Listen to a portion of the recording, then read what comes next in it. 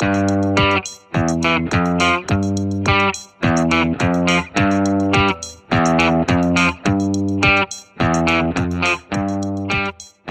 everyone, welcome back. DBC Football, Down by Contact, Episode 4, the Haps Around the League. The draft's getting closer, and we are excited. First up, we actually want to welcome a new host today. Bill joins us. Bill, how you doing? I'm doing quite well. How are you, brother? I'm great. Also here is Tom. Tom, how we doing? Good as always. That's perfect. All right, as always, be sure to check us out on www.dbcfootball.com or at dbc_football on Instagram or Twitter. Be sure to subscribe to our podcast on iTunes, Stitcher, or whatever Android podcatcher you use. First up, we want to get to some things happening around the league. It's actually a rather lengthy list since our last podcast. And first up, we want to talk a little bit about Marshawn Lynch. Tom, what do you know about Marshawn Lynch? Well, I heard a thing where they said he was close to a deal, but then about an hour later, it said they weren't really that close. I know there's players on the Raiders that have expressed their interest in bringing him on the team. Yeah, like Marquette King. Yeah, him, Derek Carr recently, I think just yesterday, mentioned something about it. You know, yeah, absolutely. They want him there. Yeah, he, quote, "It would be awesome," from Derek Carr. Mm-hmm. Breaking news there. It would be awesome to have a Pro Bowl running back on my roster. What do you think, Bill? I mean, who knew that it's good to have Pro Bowl players on your team, man? That's a thing. I mean, what I had read that Marshawn and the Raiders had already come to terms, and it's just a matter of getting the rights away from Seattle. Yeah. So apparently, I've read that Seattle shouldn't have too much of an issue with it, which sounds kind of weird to me. I'm not sure if I actually believe that, but we'll see. Yeah, multiple things coming from multiple sources there. It's just a little tricky.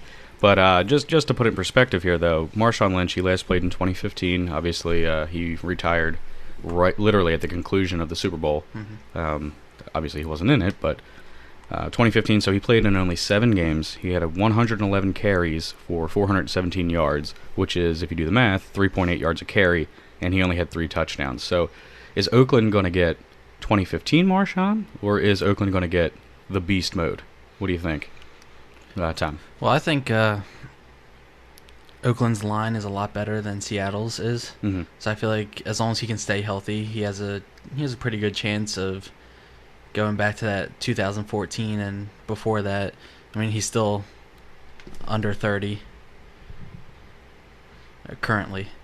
But Not for long. Yeah, I mean, even Adrian Peterson's still getting some interest. So, I mean, if you're good, you'll get some interest depending on how old you are. Yeah. How about you, Bill? What do you think? I'll go with what Tom said. The O-line in Seattle that particular year was fairly atrocious. It's kind of hard to get worse than that. So, yeah.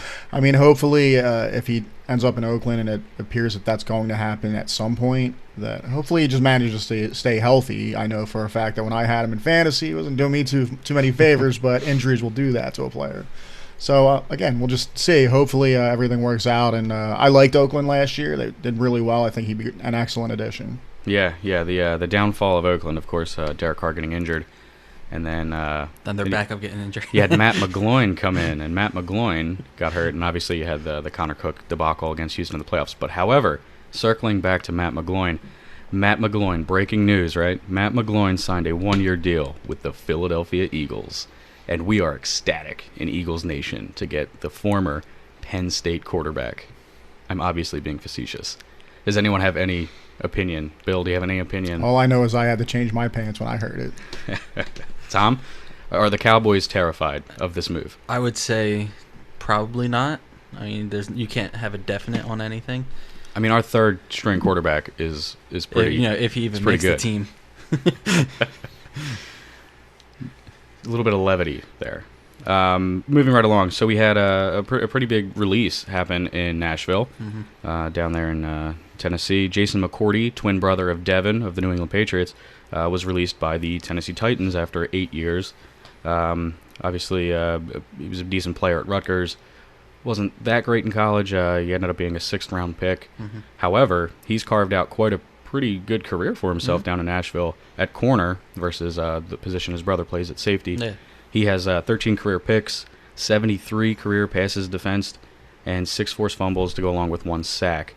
And then the big one for me that stands out, in 8 years, he's accumulated 505 tackles. And he's still only 29. Yeah. Do you think, we'll start with you, Tom, do you think there's going to be a lot of interest for McCourty on the open market? I mean, no doubt. I mean, he's a above average cornerback, and with the passing league that this is now, you need depth at pretty much every position on defense, especially corner. Yeah. How about you, Bill? I don't think I really add to that. It's not. Yeah. Much agree with everything. I certainly think there'll be a market for him. I would love it, naturally, to see him play for the Eagles. Yeah. I think it would be a pretty good fit. I do, at the end of the day, think that somehow, some way, he'll end up in New England. Right? It just seems to fit. Yeah. Bill Belichick loves Devin McCourty. They've actually even pranked him before, where Jason showed up for work, Really? pretending to be Devin. So a few years ago. So yeah, it's pretty funny. I'd be shocked to see him play somewhere else besides New England this year. Yeah. So we'll see what happens. I mean, it's kind of surprising just because, I mean, that's kind of a problematic position for them. Yeah. I mean, they In need help Tennessee. at corner. Yeah. So cutting one of their starters is kind of like... Right. I think it signals a youth movement. Mhm. They're continuing that purge, and like they signed Logan Ryan, Yeah. who's still only 26, and then you have a really deep class at corner in this draft. So Well, you can look at it this way. If he ends up in Philly, which we'd be surprised, he probably won't play that well, and then he'll end up in New England anyway and then ball out, because Yeah. that's what happens. that's just the rule. That's just the rule. Yes. Oh, Patrick Chung. Moving right along here. The Colts, they made a bit of a splash, right? So they've been shoring up their defense this offseason. Now that Ryan Grigson is gone, they can actually bring in some defensive talent that isn't over 36 years old. Yeah. So It's always a good the great Trent Cole signing of a few years ago that really held Grigson's defense together. They actually brought in 25-year-old Jonathan Hankins on a 3-year, $30 million deal. Hankins, of course, a former second-round pick in 2013. His downfalls would have to be that he's a two-down player.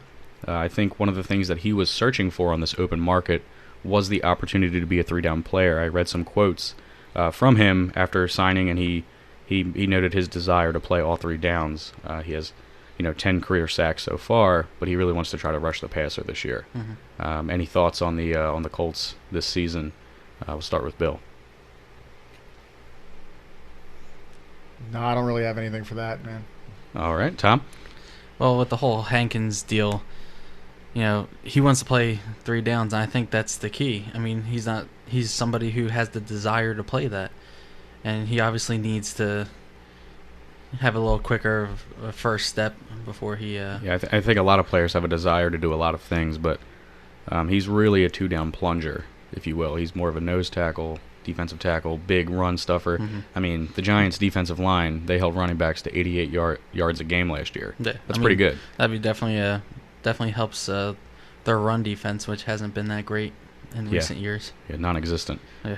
So I think the flashbacks of the LeGarrette Blount, the Deflategate game, Mm-hmm. where LeGarrette Blount just ran all over the Or Colts. just He flashback to definitely any game. dominated that game, yeah. Yeah, so anything they can do to shore up that run game, I'm sure they're going to try to do. So Pagano's got to be happy. Oh, yeah. Yeah. All right. So moving on to another big tackle, right? The big mollies, right? Those big guys in the trenches. The Carolina Panthers extended Kawan KK Short to a 5-year deal, keeping him in Carolina blue until 2021. The deal, I mean, it's a pretty big one. $45 million guaranteed, $80 million over the life of the contract, and $40 million over the first 2 seasons alone. He's 28 years old, and now he's in the salary range behind only Ndamukong Suh and Fletcher Cox. Does that shock you guys that these defensive tackles are starting to get paid like edge rushers? It doesn't really, because after quarterback, players that can get to the quarterback or shore up that front line of defense are pretty much the next important position. I mean, you need depth at that position, whether it's on end or tackle. And I mean, to be fair, he did earn the money. Yeah, I mean, to put that in perspective, he's had 17 sacks over the past 2 seasons. Only Aaron Donald and Geno Atkins have more, with 19 and 20 respectively. Not bad company to be in. Absolutely, yeah. I think another way we can look at this is a very different outcome than what we saw with Josh Norman last year. Josh Norman franchise tag had the tag rescinded, which that's the first time I can remember that happening. And David Gettleman, the general manager of the Carolina Panthers, even spoke at the time that they've got some guys on the lines that he's looking to re-up soon. Do you think that speaks more to them not liking Josh Norman, or is he being transparent that he really wanted Kawan Short all along, and he was really just afraid that they wouldn't be able to make the move with the salary? I'd like to say I definitely wouldn't be surprised if it's a dislike of Josh Norman. He seems like a guy that's pretty easy to dislike. He's had a few incidents on the field. Yeah, he's definitely a mouthy type of player, right? He likes to talk. He likes to say a few things. Yeah. I mean, I think he found a suitable home of dysfunction with the Washington football team. That's not even that's putting it nicely, pretty much. Yeah. So, yeah, I absolutely agree with you, Bill. I think that Kawan Short is a great player in his own right, but I think that if they really wanted to keep a franchise corner and defensive tackle, they would have made it happen. I think you look at there aren't too many big money deals on that Carolina team right now. Obviously, Cam Newton has a large deal, but now Kawan Short is the second highest paid player on the team. So with as much talent as they actually have on that defense, to not have so much money out there committed, it's good for them. You keep what has been a pretty strong unit for the past few years together. Oh, yeah. I mean, I can definitely see investing in a big player like that. Yeah, I would imagine that Luke Kuechly would be the next big-time priority. Sounds about right to me. It's also surprising to see KK Short get re-upped before Star Lotulelei. Yeah. Since he was drafted ahead of him. I mean, I feel like it shows. I mean, while Josh Norman had his issues, I feel like it kind of shows that Gettleman believes if you can get pressure on the cornerback or the quarterback, that you can kind of have average secondary players. Yeah. Well, it doesn't help what happened Julio. last year. I know. Yeah, they played Julio Jones, and that was a 300-yard game. I believe that was Zach Sanchez, the second-round pick corner, who was waived after that game. So, hey, you got to have above-average corner play when you're in the NFC South. There's some pretty good wide receivers down there. Yeah, but I think he realizes that now. Obviously. Yeah, that being said, if you're getting 17 sacks out of your defensive tackle, you're off to a pretty good start. Mm-hmm. All right. Definitely want to take a moment here to talk a little bit about Dan Rooney. So Dan Rooney passed away on April 13th at the age of 84. He was born in July 1932. Born in Pittsburgh, died in Pittsburgh. Pittsburgh Steeler through and through. Obviously, his father founded the Steelers in 33, the year after he was born, and he was the second owner of the team, second full control owner. Mm-hmm. He made the Hall of Fame, class of 2000. He's a 6-time Super Bowl champion. His son, Art Rooney II, has been the full owner of the team since 2003, so he kind of passed that down. But I don't want to look lightly. I think we definitely have to mention that a couple things here. He was a huge confidant and advisor for all three of the past three commissioners. Mm-hmm. You look at Roger Goodell, Paul Tagliabue, and Pete Rozelle, but also his beliefs in equality. I mean, they were pretty out there in terms of where the league was at the time, and he fought for a lot of things. And there's even a rule named after him. They call it the Rooney Rule, where any team that is hiring a general manager or a head coach must interview a candidate of color first, which I think his push for equality, second to none. Great person. He was even the ambassador to Ireland from 2009 to 2012, and he had a football field built in Ireland for flag football. So pretty cool stuff. Definitely lost a true pioneer. His viewing was the past Monday at Heinz Field, which I think is really nice. Yeah. And so sad to see him go, but lived a long, very full life. And the Rooney family will be running those Steelers for a long time. He definitely had a huge effect on the NFL. Absolutely. I mean, just in the last 2 or 3 years alone, you've been seeing a lot of minority coaches actually getting a chance. Yeah, absolutely. So it's all good stuff. In addition to that, there was also another passing. So 74-year-old former Eagles general manager Tom Modrak also passed away. He served as the Eagles general manager up until 2001. And then after that, he was actually the vice president of scouting for the Buffalo Bills all the way through 2011. So a couple great long-time football people have passed on. So they will be missed in NFL circles. All right, we have a couple of retirements still floating around. A little late into the offseason for retirements, but we're still seeing them trickle through. First up, we had Terrence Pot Roast Knighton. He retired. The former Temple Owl, third-round pick, played for the Jags, also played for the Broncos, won a Super Bowl. Pretty good player in his own right. He finished his career in 2015 with the Redskins, before spending the 2016 offseason with the New England Patriots, but didn't quite latch on, didn't make the team. He is going to pursue a career in coaching. So good for Terrence Potrus Knighton, probably best known to the casual fan for the Bridgestone commercial where he's driving the truck. So good for him. In addition to that, we had Stephen Tulloch retire, longtime linebacker out of NC State, 4th-round pick in 2006. He played for the Titans, Lions, and spent 1 year with the Eagles. Notable thing about Stephen Tulloch, that's a little rare in these days, especially at the linebacker position. He spent his first 8 seasons without missing a game. So you don't see many Iron Men like that run around at linebacker in the NFL.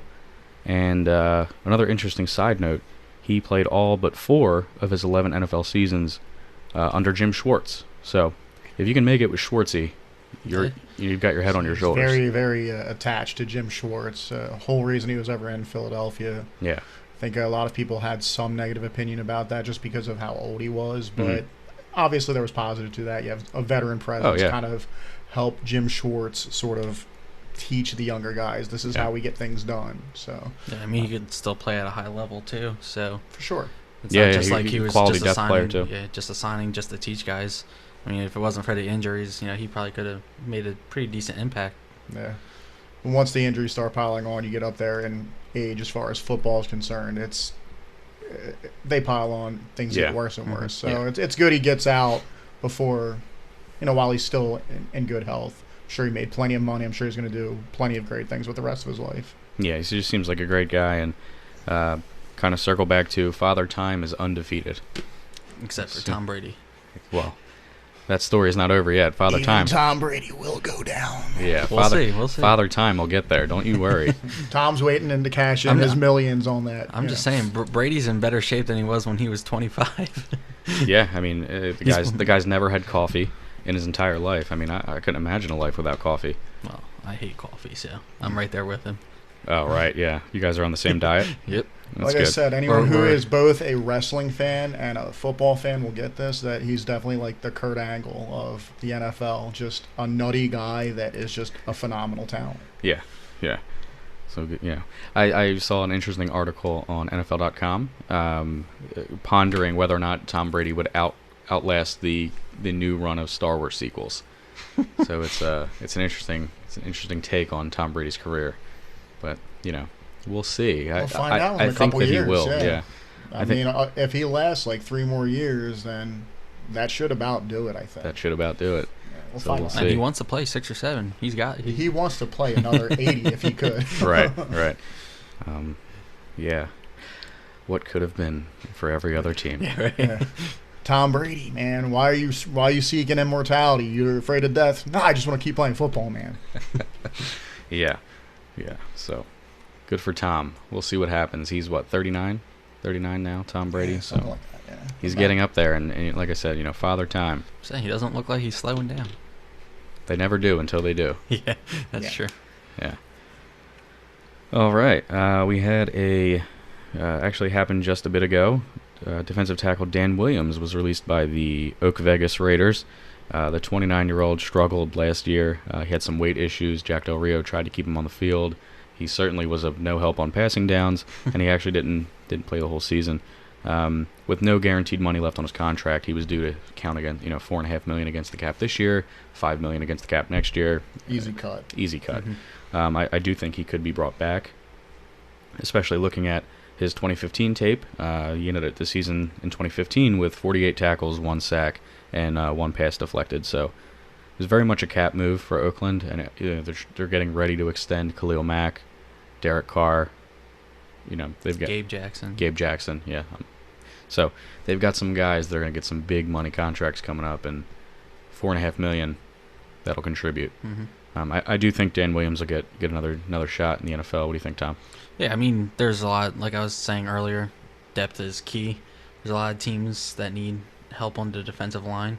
If you can just, maybe drop a couple pounds, get in a little bit better shape, I think teams will be fine with that. Former first-round pick out of Tennessee, that college, Tennessee guys. That college down in Tennessee. I don't know if you've heard of it. They make them pretty good down in Ball I don't know if I've country. heard it mentioned at all on this show. A few times. Maybe once or twice. All right. Other news, Garrett Gilliam, the utility tackle from Hershey, PA, former Penn State player who went undrafted. He signed an offer sheet with the 49ers, and Seattle quickly said they weren't going to match the offer. He had 29 starts over the past few years at right and or left tackle. And fun little fact about Garrett Gilliam, he caught a touchdown pass in the NFC Championship game on January 18th, 2015. Can either of you guys name the player who threw him the touchdown pass on a fake field goal attempt? I'm going to go John Ryan. John Ryan is correct. So good for John Ryan. So he's the holder, obviously, the punter for the Seattle Seahawks, and he threw a touchdown pass in the NFC Championship game. So good for Garrett Gilliam, moving along to a division rival. Well, he's not, a great tackle. I think it always is a good thing to try to steal a player from a rival team. Oh, no doubt. So you can kind of get a little insight. So I think that's a big reason they kind of gave him probably a little bit more than what he was worth. Yeah, I've seen that strategy in Dallas, where they take guys like Nolan Carroll from a division rival. Hey, the Redskins have taken like 8 Cowboys players the last 5 years. So. Yeah, you see that a lot throughout the league, and obviously some of it is just to make them bitter, but some of it, usually fits in with need. So, yeah. I mean, Dallas did take someone off our defensive line a few years ago. I can't remember the name. Thornton. Yeah, Seth Thornton. Thornton. There Seth it is, Thornton, right yeah. there. Big number 72, Seth Thornton. Number 17, 72 on the field, and number 1 in your hearts. Except for the Eagles. I was listening to the radio, and Hollis Thomas said that Seth Thornton was dead to him for signing with the Cowboys. So there's some loyalty. I like it. Just like gotta love Tank, man. Oh, gotta love Tank. I like that. When I completely respect recent retiree DeMarcus Ware. When he left the Cowboys, the Eagles did want to sign him, and he didn't want to out of loyalty to the fans for Dallas. So some guys see more than dollar signs. I gotta definitely respect that out of him. And something noteworthy, since we're talking about Philadelphia and Dallas specifically, they both went to which team and both got a Super Bowl out of it? Denver. There it is. Denver Broncos. So there you have it. I think I forgot to mention who was it? Our offensive guard. I guess I could have said the name, actually. Oh, Yeah. Evan Mathis. Yeah, Evan Mathis. Yeah. I guess I would have helped. Both of them went. That would have made sense. Both of them. Both of one person. Both of one person. Yes. So yeah, Evan Mathis and DeMarcus Ware happened to win a Super Bowl good, with the Broncos. because, Yeah, good for them. Thanks, Chip Kelly. Thanks. That was good. Thanks for Yeah. that, bud. Yeah. If you couldn't tell, Bill is also an Eagles fan. Comes with the territory. Not an avid Chip Kelly fan, though. No, I don't think you'd be hard pressed to find a true Chip Kelly stumper. Anywhere in the league. Yeah. That's not just a Philly thing. Yeah. Not just a San Francisco thing. We all think he sucks. He's Yeah. that bad. Think or no? There's lots of evidence, man. It's pretty compelling. Yeah. Yeah. Good old Chip Kelly. Have we seen the last of Chip? In the He's NFL? he's like NFL. Tebow. He just In keeps the coming NFL. back. No. He won't come back. I've read rumors that he's sniffing back around, possibly trying to get in college again. Yeah. Offensive coordinator at the most is what he gets back to in the NFL. He would never be a head coach again. Yeah. We'll see what happens with our boy Chip. I mean, if he does end up getting a coaching job in college again and he does well, I'm not going to feel any kind of bitterness towards that. Like, I don't, hold things against people forever like that. I know, like, this is Philadelphia. We're supposed to hold grudges forever and hate everything. But, if he does well there, good. Just don't come back to my team and screw it up anymore. There you Please go. don't do that. That's all. Sincerely, Philadelphia. All right. Another poaching going on here. The New England Patriots, as they seem to do every year, they signed a Bills player to an offer sheet. Mm-hmm. They signed running back Mike Gillislee to a 2-year, $6.4 million offer sheet. Buffalo now has 5 days to match, or they get a 5th-round pick from New England. A couple things of note here. First and foremost, Mike Gillislee, best known as a vulture to Shady McCoy's fantasy production last year. He finished the year with 577 yards rushing, so not too bad in his own right. The guy looks like a human pinball out there when he's running around. He runs with some aggression. Not bad for a former 5th-round pick out of Florida with actually the Miami Dolphins. So he might be just making his rounds in the AFC East. Again, so a couple things of note. First and foremost, do you think this signals that LeGarrette Blount won't be back? I think it's another tactic to try to get him to sign what they're offering, because I know they don't plan on increasing their offer at all. So, I mean, they brought in Peterson a couple weeks ago. And I feel like this is all more just trying to get him to actually sign on. It's a good way to hedge your bets at the very least. If they feel like they can get enough out of their signing from Buffalo and then not worry so much, we'd like to have LeGarrette Blount back because, again, depth is key. Tom keeps bringing that up today, and it's absolutely true. But if LeGarrette Blount ends up thinking he can go get a better deal somewhere else, by all means, go ahead. This is New England, dude. Like, you're all just bit players under Tom Brady. I mean, if you're not Gronk, who even Gronk is, he's not irreplaceable. Right. Not in New England. Not as long as Tom Brady's there. Yeah. I think if I was LeGarrette Blount, I'd be pretty scared at this point. I mean, they threw out some money to get Burkhead from Cincinnati. They have James White. They have Dion Lewis. Now they're going out and trying to get a thumper similar to the style. He's smaller, but he's still a thumper. Pretty sure they re-signed up Bolden, too. And they have he's more of a special teams player. But, yeah, I mean, they have a deep running back room. Mm-hmm. And going away from running back, they got Brandon Cooks now, too. I mean, listen, New England's a machine. They're probably the odds-on favorite to take the Super Bowl again. Absolutely. I would like to think so. So, me personally thinking I can't put myself in the shoes of a millionaire football player, but like if I'm LeGarrette Blount, like I could take a little less money and get another ring. I think I could do that because I'm going to live comfortably regardless. Yeah, I think that's what it comes down to. Is it about the money or not at this point? Because he would come back knowing that probably Burkhead and Gillislee, if he does indeed join the Patriots, they would both make more money than him, and he'd likely see more snaps than they would. Yeah. So I think it could potentially be a pride thing, it could be a money thing, but yeah, if he just flat out wants to win, obviously New England is the place to be. I mean, they won the Super Bowl and then got way better, which is just insane to say. So we'll see what happens. And then I think the other interesting thing, New England pretty liberal with these picks this offseason. Do you think that could mean a potential trade of a certain player who went to Eastern Illinois? I hope so. Because I feel like Garoppolo is a good quarterback, and if Tom Brady really does plan on playing 6 or 7 years, when's he gonna really get his chance in New England? Yeah. So I mean, Browns need a quarterback, so why don't you ship that number 12 pick over there?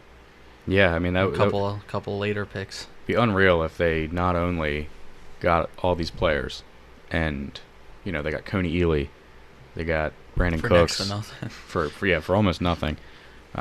They've brought in some pretty good talent this offseason, and then for them, if they were just able to flip Garoppolo and still get a top 15 player, I mean, the rest of the league would just kind of have to look around like, what did we allow to happen? What are we doing wrong? Yeah, what are we doing? What are we doing wrong? I'm not going to say that there's parallels to Nazi Germany, but, a good period of time is because people let that go unchecked. Just, I kid. And there you have it, folks. Godwin's law, the argument is over. All right. Yeah, so I think we're all in agreement. New England machine needs to be stopped. The machine needs to be stopped. I've been saying that for years. So much respect for what they've been able to do, obviously. Easier said than done. Yeah. Obviously, easier said than done. Yeah. They've been to 8. I'm sorry, I'm bad at math. They've been to 7 Super Bowls. 5 of them they won. Yeah. Well, technically they've been to 8. Well, I'm talking about just under Brady under this particular regime, with Brady and Belichick. Yeah.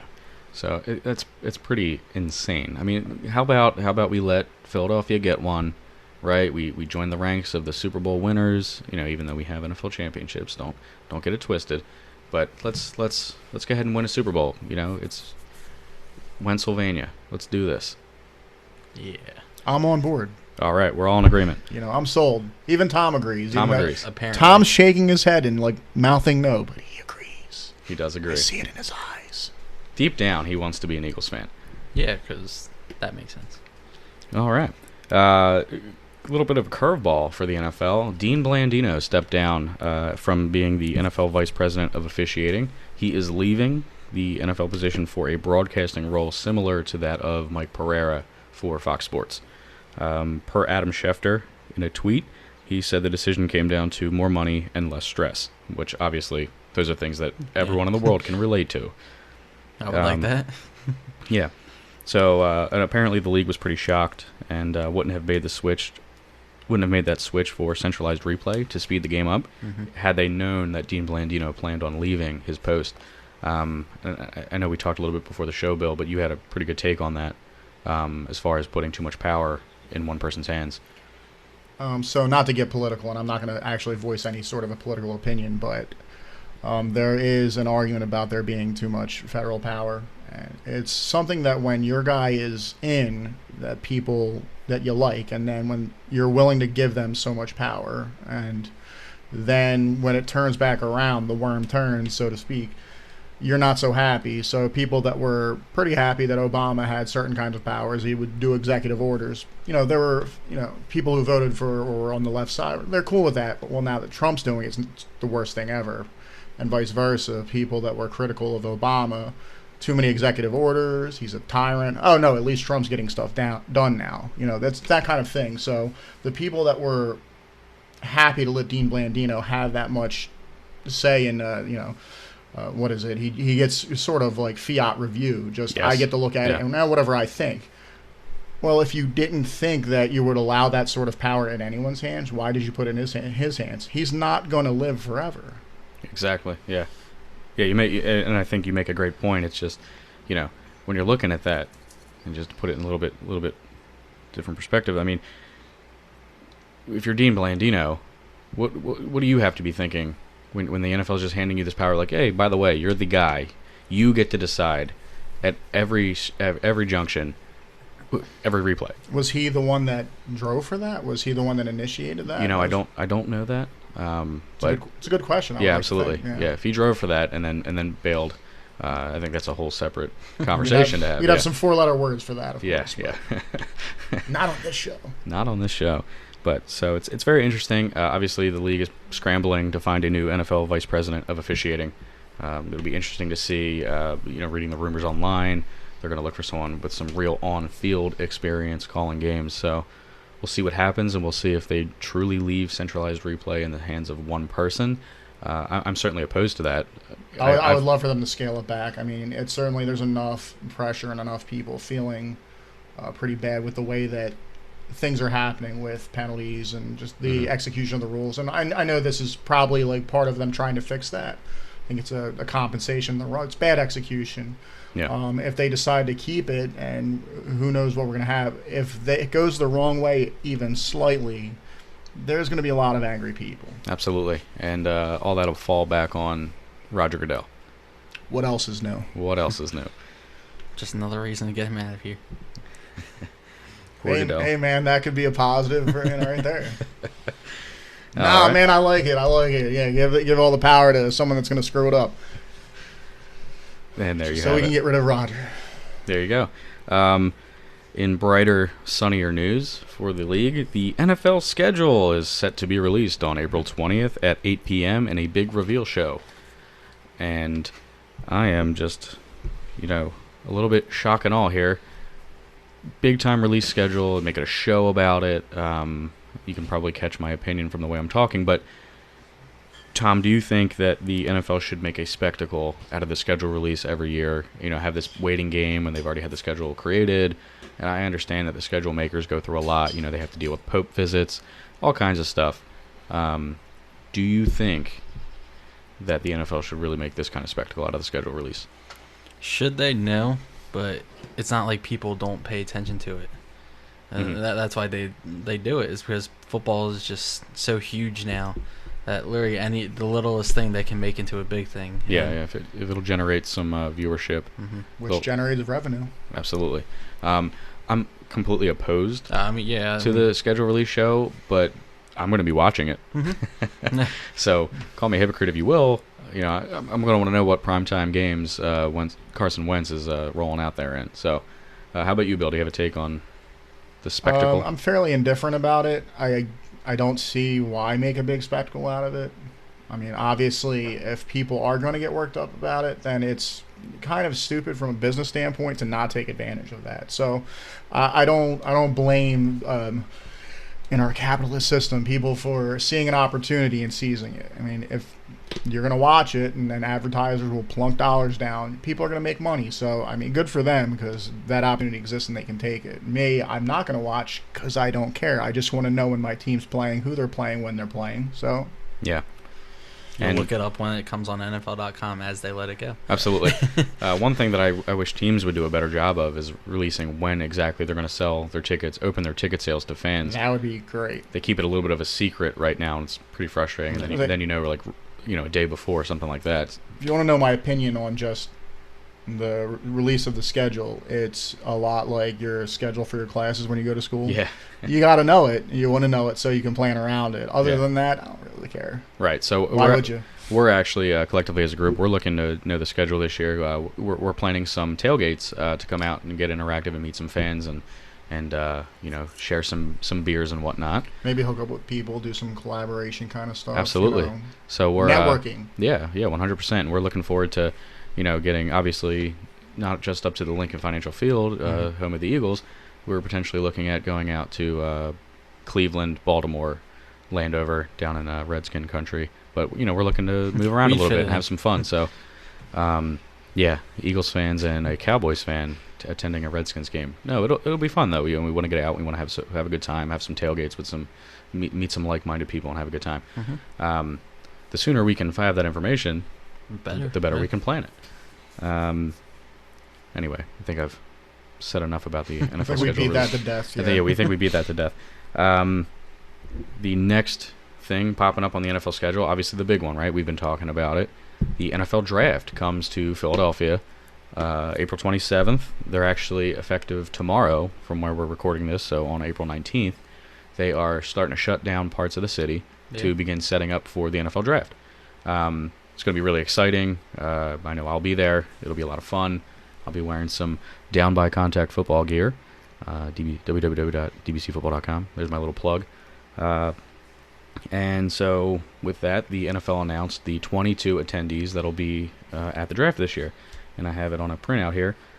Some of the notable names, obviously, Jamal Adams, Jonathan Allen, Derek Barnett, Kerryon Conley, Kevin King, a bit surprising, but he's starting to rocket up draft boards, Marshawn Lattimore, Mitchell Trubisky, Tack McKinley, John Ross, obviously the fastest human, Deshaun Watson, Trey White, which brings me into an interesting topic, right? Every year, all these players go to the draft, and they're ready to have their dreams come true, and all these great things happen to them. But inherently, every year, there are going to be some guys who thought they were going to get drafted in the first round fall out. So when you take a look at that, I thought it would be kind of interesting to kind of take a look at these 22 attendees and say, hey, who do we think are some of the players that could fall out of the first round? So I came up with a couple.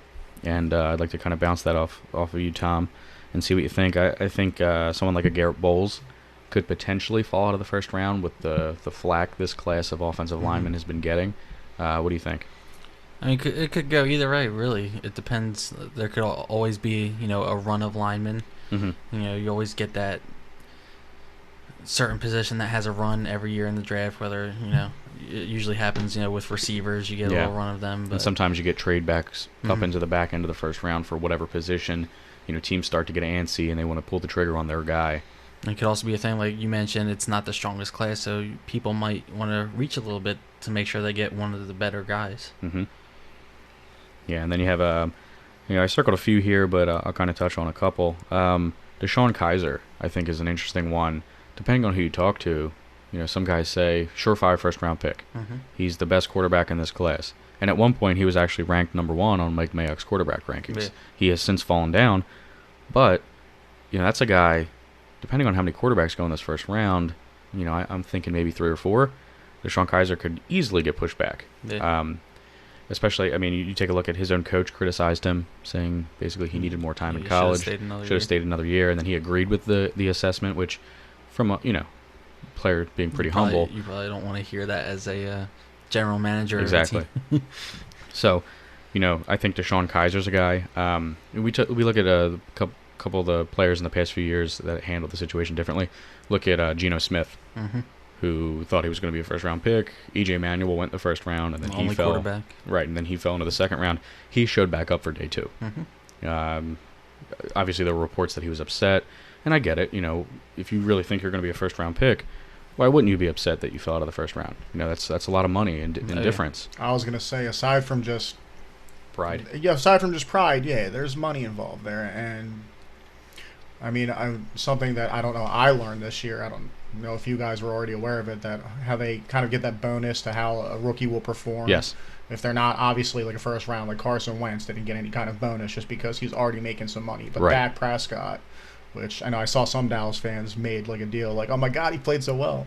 But then like, our guy, I'm drawing a blank, 7th round cornerback. Jalen Mills. Jalen Mills also got a comparable bonus too. Yeah. So it sucks on the pride level, and you're going to miss out on some money. You're still going to get paid pretty well. So yeah. So if it was you, we'll start with you, Tom.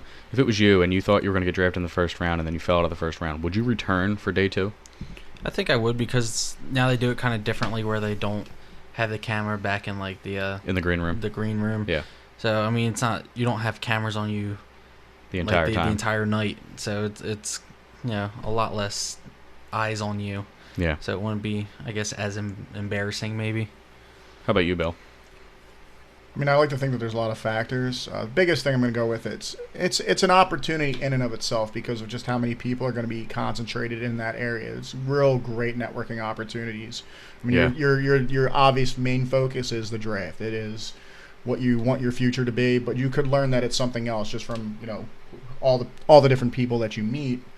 And plus, whatever city they happen to hold it in could be a factor. If it's in, some people love Chicago and it's been there a couple years. I'm not like, I've been to Chicago. I didn't really get to enjoy it because I was a kid. I might love it now, but like I wouldn't be too crazy about it. In Philadelphia, I live here. I probably wouldn't care too much because I can go there now if I wanted to. But if it's in Miami, if it's in Kansas City, which I've never been to, but you lived out there for a year or two.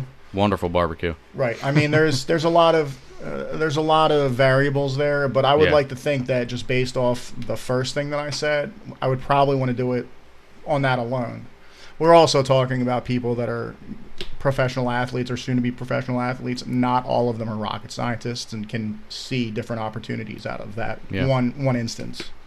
Yeah, I know me personally. I'd show up in a Ferrari, and I wouldn't wear any sleeves. I'd probably dye my hair a funny color. I would be rude to everyone that I saw. No, I'm just kidding. I like to think it's kind of the same deal. If I had decided, I more so lean to the opinion of like Myles Garrett. This is a kind of a celebration for his family. He won't be in attendance in the draft. Which is crazy considering he's likely the number 1 pick. Oh, but I really respect the fact that he, we will find out. Yeah, he's looking at it as like, all these people helped me get here, and I want to celebrate it with them. I like to think I take that approach. I know I didn't give that to you as an option, but I see how it is. No, that's actually that is a fair point. Yeah, because I didn't even think about that, and he's not the first person to do something like that either. Correct. So, yeah. So I feel like I would lean more towards that way. Of course, I'm not in that position. I'm not a soon-to-be millionaire football player. Be nice. But I sure like to talk about it. Yeah, one day we'll get there. That's right. Sure like to criticize him like we know what that life is, man. Exactly.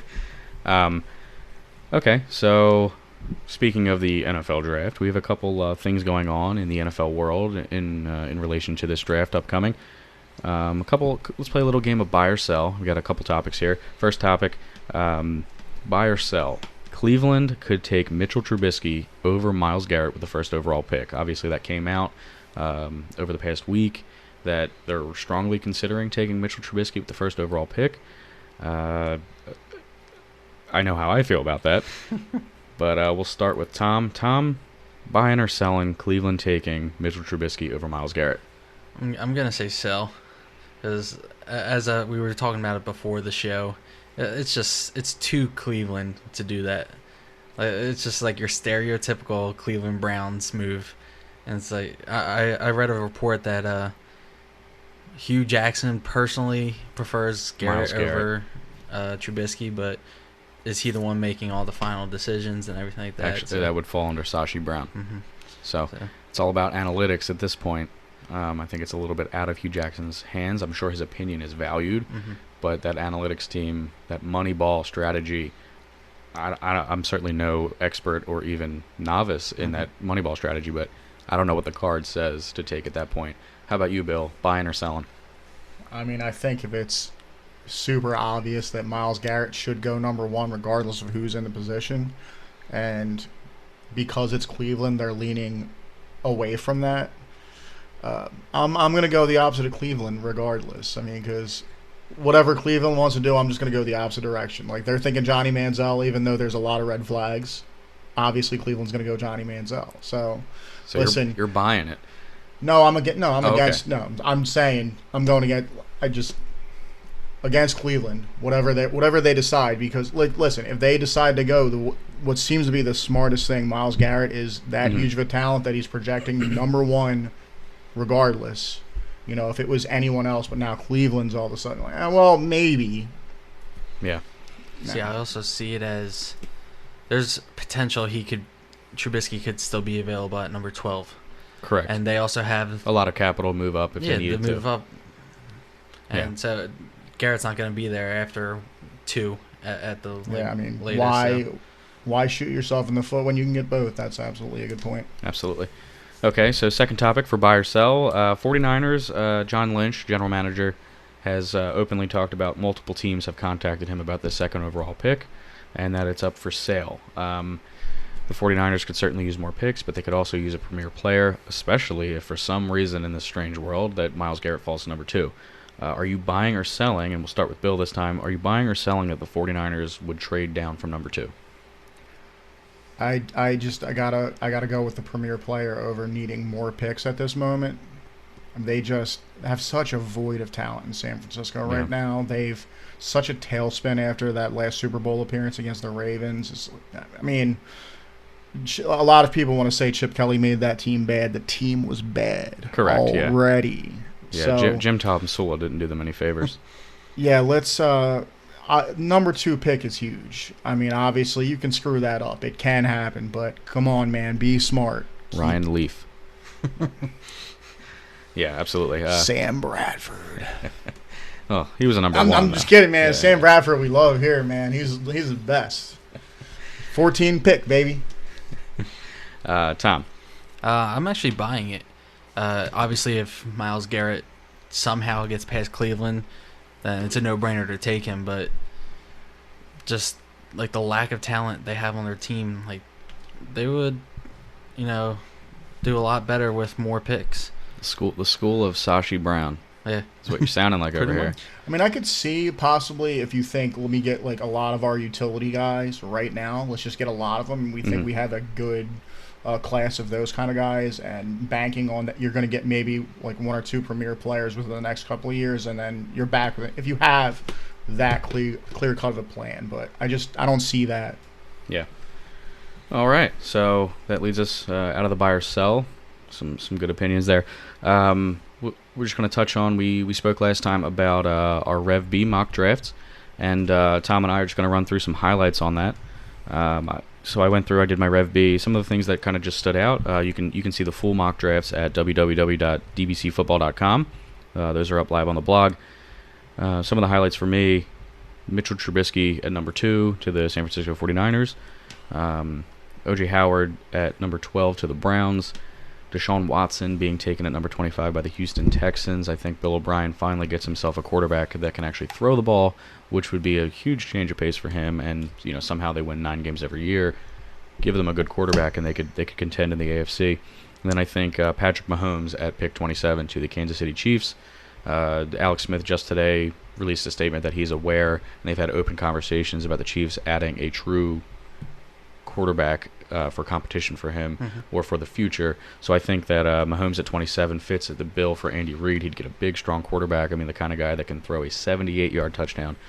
So we'll see what happens. That's a few for me from my mock draft Rev B. Rev C will be live right before the draft for next week's show. So, Tom, if you want to take it away with a couple of your highlights. One of my biggest highlights is I have Mike Williams going to Tennessee at number 5.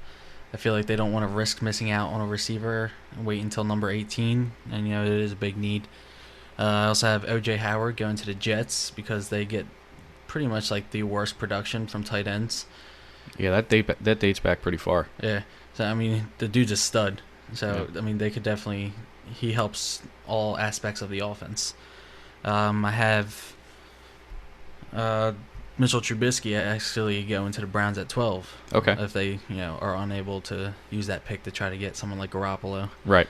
And then I have my last pick of the draft being Jabril Peppers to the Saints. Okay. Yeah, that's a good fit. I have him falling a little bit, but still first-round pick. Yeah, they could. I mean, I could see Jabril playing a little bit of running back in the NFL. Mm-hmm. And obviously the Saints have a need at safety Yeah. after getting rid of Jahzzar. Yeah. Okay. Last show we talked about perfect pairs in the NFC North. Due to time constraints, we're actually not going to run through the exercise here. We will say that you can check out our NFC perfect pairs at www.dbcfootball.com. Be sure to check that out. Next week we'll go over the highlights of the AFC prior to the NFL draft. Mm-hmm. Other news that kind of happened right around the time we started the show, New England cornerback Malcolm Butler signed his franchise tender, $3.91 million for 1 year. This allows for him to be traded. What do you guys think? You think there's any real possibility that New England trades its now number 1 or 2 corner with Steph Gilmore in the fold? We'll start with Bill. Bill, do you think New England will really trade their best corner? I mean, I honestly wouldn't. It's New England. I wouldn't be surprised. Yeah. I could circle back to what I said about everyone's replaceable except for Tom Brady. Yeah. For Malcolm Butler, I guess it would be better for him if he stayed. But I wouldn't be surprised either way, to tell you the truth. I can't give a strong opinion one way or the other. Yeah. How about you, Tom?